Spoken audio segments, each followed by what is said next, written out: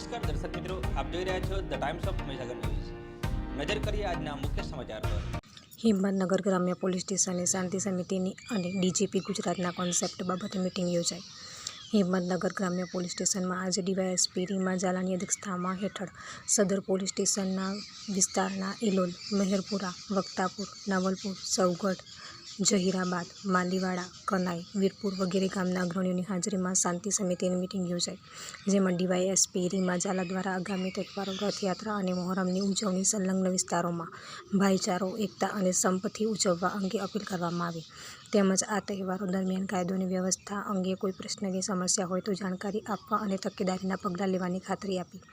ગુજરાતના ડીજીપીના અસરકારક કોન્સેપ્ટ 3 વાત તમારી 3 વાત અમારી અને ઉપસ્થિત અગ્રણીઓ વચ્ચે રજૂઆત કરવામાં આવી. સદર કોન્સેપ્ટ અનુસાર ડીવાયએસપી શ્રી એ પોક્સોના કાયદાની વિસ્તૃત છણાવટ કરી બાળકો અને યુવાનોને તે અંગે બનાવ ન બને તેવી સરળ સમજ આપવા સલાહ આપી.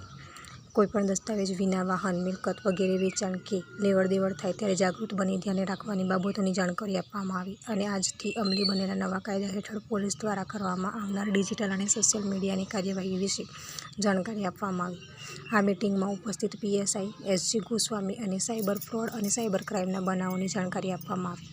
ઉપસ્થિત અગ્રણીઓ દ્વારા વ્યાજખોરો, સાયબર ફ્રોડ અને આઈટી એક્ટ અને નવા કાયદાના અમલીકરણ બાબતે સંવાદ કરી સ્પષ્ટતાઓ મેળવી હતી. આ વિસ્તારના પડેપણના સમાચાર જોવા માટે અમારી channel the times of Mahisagar ન્યૂઝને લાઇક, શેર અને સબસ્ક્રાઇબ કરો.